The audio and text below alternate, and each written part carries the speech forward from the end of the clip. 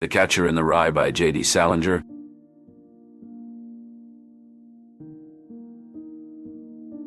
Brink of expulsion. Holden Caulfield perched uneasily on the edge of a hard wooden chair in Mr. Spencer's cramped office, the stale scent of old books and chalk dust hanging heavy in the air. The walls, lined with faded maps and the stern faces of historical figures, seemed to close in on him. Mr. Spencer, his face etched with lines of concern beneath his thinning hair, peered over his spectacles at Holden, who was dressed in his disheveled Pensy Prep uniform, the red hunting hat in his hands, a stark contrast to the drab surroundings. "Holden, you're not exactly what I'd call a model student," Mr. Spencer began, his voice stern yet tinged with worry. "You're failing 4 out of 5 subjects, and your behavior has been unsettling, to say the least." Holden's gaze darted away, focusing on a crack in the ceiling as he fiddled with his hat. "I know, sir.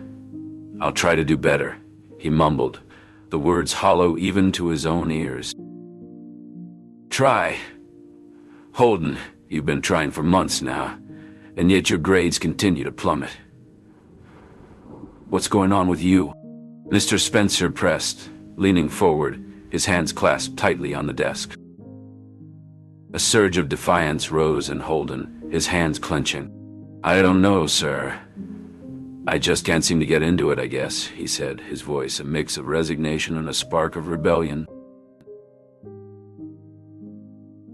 Lonely in the city. I trudged through the streets of New York City, feeling like a small boat adrift in a stormy sea. The sounds of honking horns, chattering pedestrians, and wailing sirens created a cacophony that made my head ache. I hated this city with its fake people and superficial conversations. Stopping at a street vendor, I watched as he assembled my hot dog with an expert's precision. "You know, kid, you look lost," he said, handing me my hot dog. "I'm not lost," I replied, taking a bite. "I just don't like it here." The vendor nodded, his eyes reflecting a lifetime of stories. "Yeah, this city can be tough, but it's got its good points too. You ever notice how, in the middle of all this chaos, there's still beauty? Like that musician over there? Or the way the light hits those buildings?" His words made me pause, but I shrugged it off, not ready to concede. As I continued walking, I found myself thinking about Jane Gallagher, a childhood friend. I considered calling her, not out of expectation, but out of a longing for a past that seemed more genuine than my present. Jane was different. She had a way of listening that made you feel heard. But I hesitated, wondering if time had changed her too, if she had become like the rest. A flashback hit me like a cold slap. Pensy Prep, the last football game off the season, walking alone across the empty fields, feeling like an outsider even among my peers. The memory stung, and I quickened my pace, trying to outrun the sense of isolation that had been following me since then. I passed by a museum, its stone facade a stark contrast to the chaos outside. I felt a pang of longing for that kind of stability and consistency in my own life. As the day wore on, I found myself at Central Park, wondering where the ducks went during the winter. It was a silly question, but it symbolized my own sense of displacement and isolation. Where did I belong? And why did everyone around me seem so fake and superficial? I sat down on a bench watching as children played on the seesaw nearby. One of them smiled at me, and for a moment I felt a connection. But then they turned away, leaving me feeling like an outsider once again. As the sun began to set, I knew I had to find some way to escape this city and its phoniness. But for now, I was stuck in this lonely limbo, searching for authenticity in a world that seemed determined to keep it from me. Failed connections. Holden was feeling frustrated. He'd been trying to connect with people, but it seemed like no one truly understood him. He felt lonely, wandering the streets of New York City, seeking genuine interactions that could provide some solace from his inner turmoil. He thought back to his encounter with Sally Hayes. They had met at the movies, and Holden had tried to engage in conversation, but it all felt so superficial. "So, how's school?" Sally asked, her eyes sparkling with fake enthusiasm. It's okay, I guess, Holden replied, rolling his eyes inwardly. I mean, it's the same old boring stuff. Oh, I just love school, Sally exclaimed. Especially English class. Don't you just adore Shakespeare? Holden frowned. I mean, he's all right, I guess, but I don't really get all the fuss. Sally giggled, her hand covering her mouth. Oh, you. Always the rebel. But seriously, Holden, don't you ever get tired of being so negative all the time? Holden's frustration grew. He felt like Sally wasn't interested in a real conversation. She was just spouting the same old boring small talk that everyone else did. Look, Sally, it's not that I want to be negative, he said, trying to explain himself. It's just that everything seems so phony sometimes. Like, why can't people just be real with each other? Sally. Smile faded and she looked at him with confusion. I don't know what you mean, Holden. I think things are just grand. Holden sighed. He knew that Sally wasn't intentionally being fake, but her inability to see beyond the surface annoyed him. He wanted someone to connect with him on a deeper level, to understand his struggles, and share their own honest thoughts. Later that day, Holden found himself at a sandwich bar where he noticed two nuns sitting quietly in a corner. Feeling a bit guilty about his earlier thoughts, he decided to do something nice for them. He approached their table and offered to buy them lunch. Thank you, young man, one of the nuns said, her voice soft and kind. But we are fine. We have our own sandwiches. Oh, please let me, Holden insisted. It's the least I can do. The nuns exchanged glances, then smiled warmly. Well, if you insist, the other nun said, we would be most grateful. Holden ordered them sandwiches and milk, feeling a sense of satisfaction in doing something good. But as he sat down with them, he couldn't shake the feeling that something was off. These nuns seemed so different from the people he usually encountered. They were simple, humble, and genuine, but there was something about their strict adherence to their religious practices that made him uncomfortable. So, are you two sisters? Holden asked, making polite conversation. Yes, we are, replied the first nun. We are on our way to a nearby convent. We try to spread God's love and help those in need. Holden nodded, not quite knowing what to say next. He felt a sense of guilt for his own lack of religious devotion, and their simplicity made him feel almost exposed.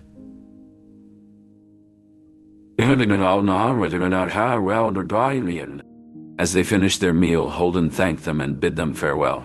Watching them leave, he felt a mix of emotions. He admired their authenticity and dedication to their faith, but he also felt a sense of disconnect, as if they were from a different world. He lay awake in his bed, thinking about his interactions with Sally and the nuns. He felt frustrated by his failed attempts to connect, but he also recognized his own insecurities and judgments that hindered genuine relationships. He longed for someone who could understand him without him having to put on a facade.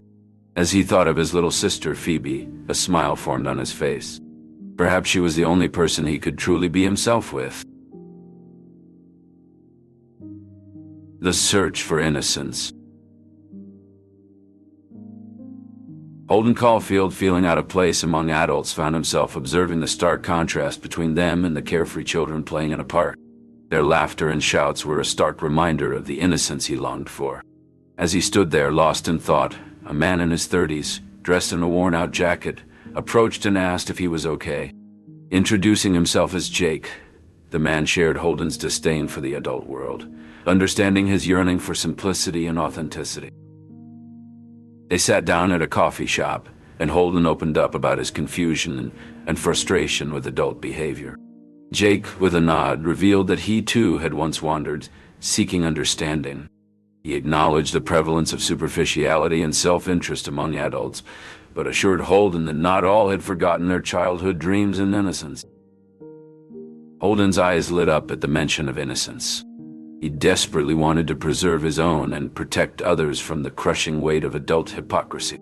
Jake, with a sad smile, acknowledged the challenge, but encouraged Holden to stay true to his values. He suggested that sometimes the best way to find innocence is to safeguard it in others. Holden thought of his little sister Phoebe, whom he tried to shield from the world's harshness. Jake advised him to be a protector, but also to allow Phoebe to make her own choices. Their conversation continued late into the night, providing Holden with a sense of peace and clarity. As they parted ways, Holden felt a renewed sense of purpose. He was determined to navigate the challenges of adulthood while protecting the innocence of those around him. Jake, with his understanding and guidance, had shown Holden that his search for innocence was not just a personal quest, but also a responsibility to uphold the purity and authenticity he craved. Jake, a wanderer himself, had a keen eye for the disillusioned and a soft spot for the innocent. His own journey had been filled with challenges, and he had learned the hard way that adulthood could be a maze of pretense and insincerity.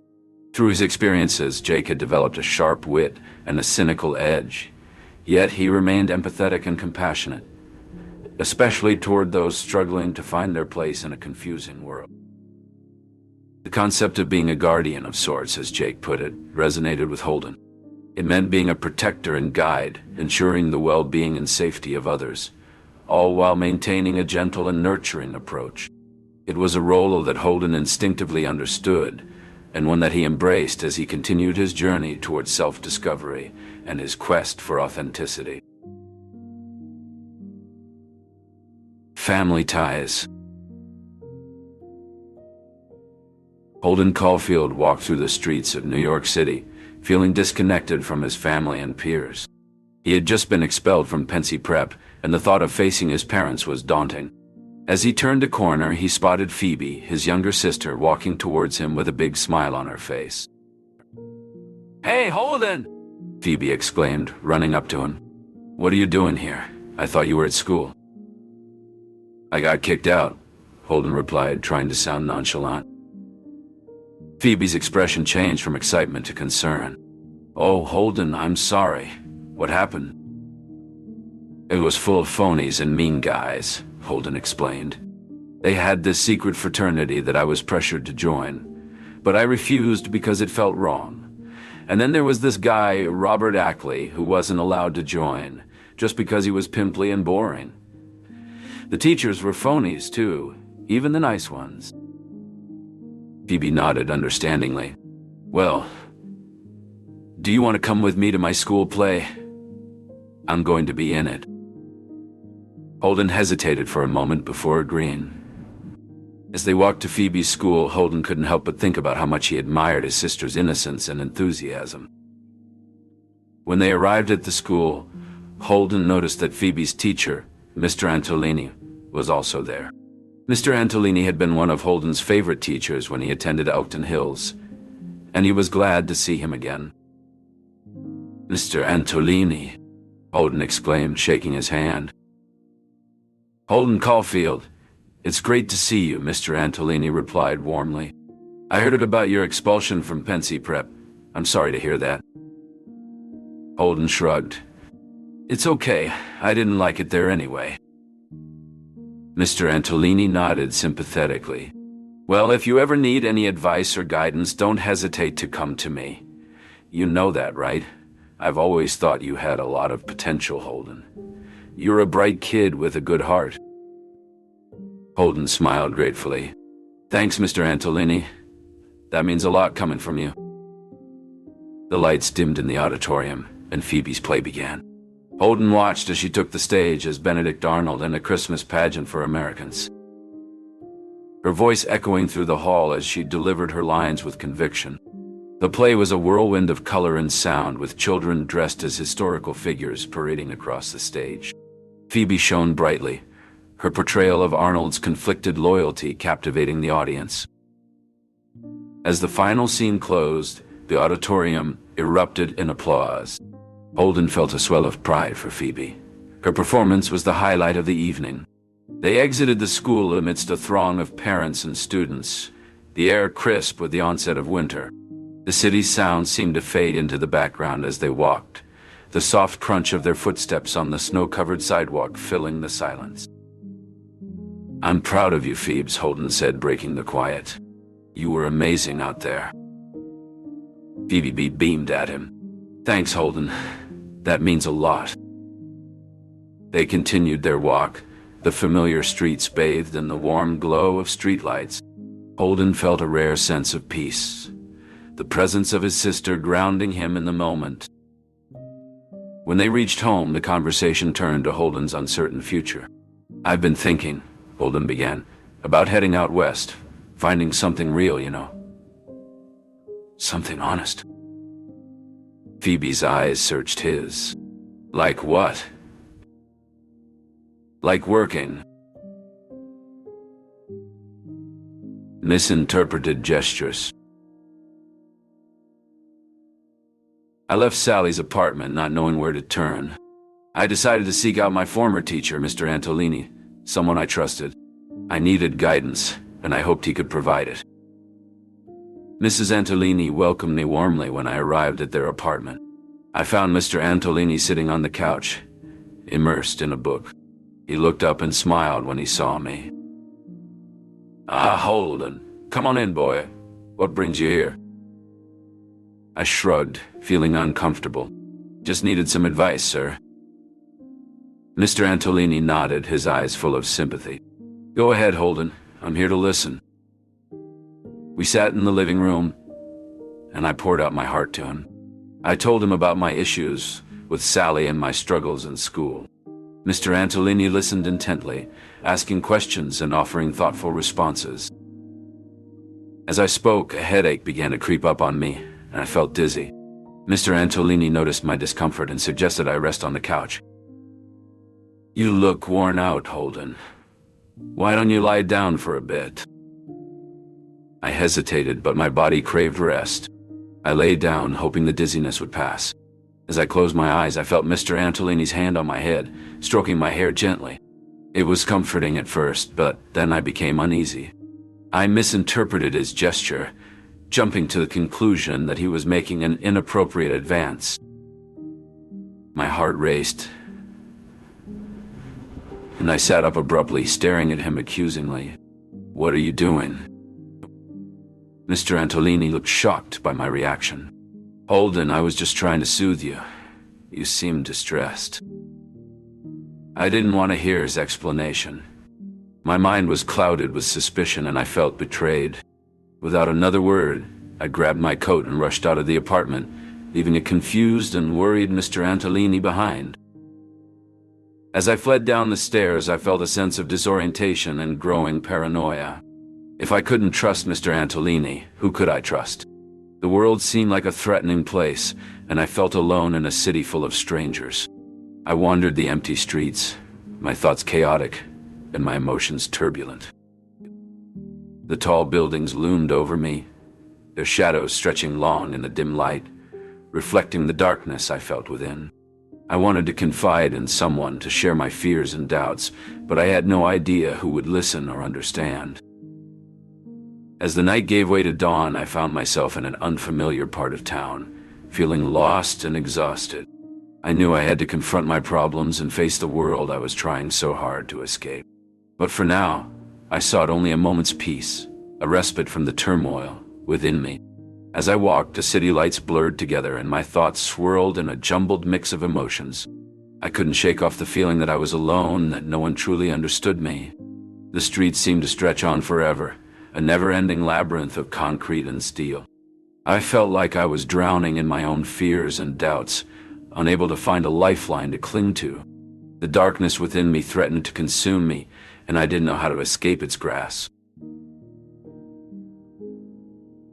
Protecting innocence. Holden Caulfield felt a strong urge to protect his younger sister, Phoebe, from the harsh realities of the world. He saw the adult world as a place filled with hypocrisy and phoniness, and he didn't want Phoebe to be exposed to its negative influences. One day, Holden visited Phoebe's school and noticed some offensive graffiti on the walls. He was appalled that such vulgar language was within her innocent eyeshot. Determined to shield her from this profanity, he tried to rub it off with his hand, despite the risk of being caught. As he hurriedly tried to erase the offensive words, Holden's mind drifted to the times he had spent with Phoebe. He remembered their conversations, her playful antics, and the genuine connection they shared. Holden went out of his way to ensure Phoebe's well-being, even if it meant getting himself soaked in the rain while she rode the carousel.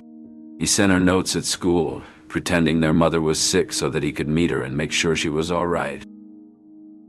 Phoebe, with her innate sense of independence, sometimes resisted Holden's protectiveness. She would move away from his affectionate gestures or avoid physical contact, but Holden understood her need for autonomy and respected her boundaries.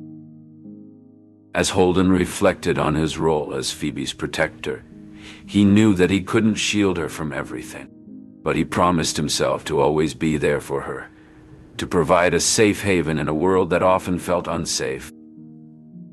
"You and me, Phoebe," he whispered, his heart full of love and determination. "We'll navigate this crazy world together." As he walked away from the school, Holden saw Phoebe sitting on a bench watching the ducks swim in the pond. He sat down beside her, and they sat in silence for a while, enjoying the peaceful atmosphere. "Hey, Phoebe," Holden said, finally breaking the silence. "Can I ask you something?" "Sure, Holden," Phoebe replied, looking up at him with her big brown eyes. "Do you ever think about growing up?" Holden asked, trying to sound casual. "I mean, do you ever think about what it'll be like when you're older?" Phoebe thought for a moment before responding. "I don't know, Holden. I guess I just take things one day at a time." "Why do you ask?" Holden shrugged. "I don't know. I just worry about you, I guess." Phoebe looked at him seriously. "Holden, I appreciate your concern, but I can take care of myself. You don't have to worry about me all the time." Holden felt a pang of sadness at her words.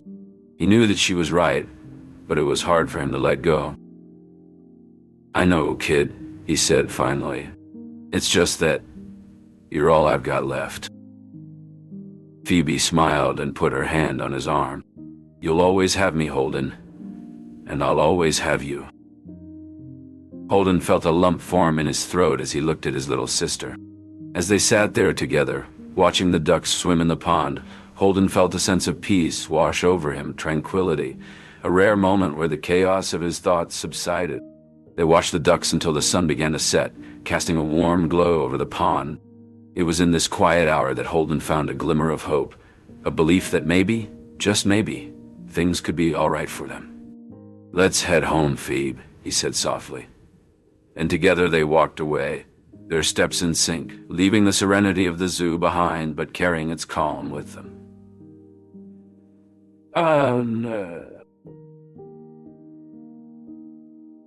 The cost of exposure. DB walked into the hotel lobby, looking every bit the successful screenwriter he was. "Hey, kid," he greeted, plopping down beside me. "What's new?" I shrugged. "Not much. Just trying to figure some things out." DB raised an eyebrow. "Like what?" I opened up to him about my recent struggles. "I don't know.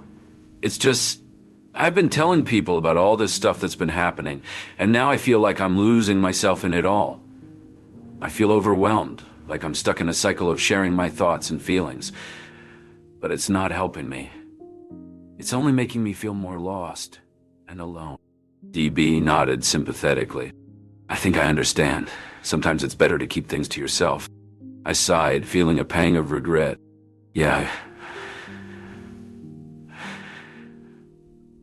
I wish I'd realized that sooner. I miss everyone I've confided in, even those I don't particularly like." DB locked eyes with me. "You're not alone, Holden. We've all been there."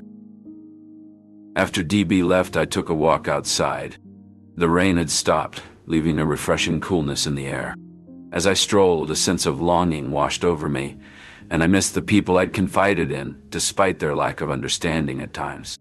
Eventually, I made my way back to Phoebe's school, where we had agreed to meet for our afternoon walk. My heart swelled with love and gratitude when I saw her waiting for me. I erased the offensive graffiti on the wall, ensuring not a trace of it remained. Phoebe watched, wide-eyed with a small smile. When I finished, she took my hand and we set off into the afternoon sun, walking in comfortable silence, content in each other's company. As we strolled, I reflected on our earlier conversation, realizing that some things were meant to be kept private. Phoebe looked up at me, her eyes sparkling. "Hey, Holden, Do you think we could go to the carousel again sometime? My heart skipped a beat. Yeah, kiddo, we can go anytime you want. She grinned, and we continued our walk, lost in our world of innocence and authenticity.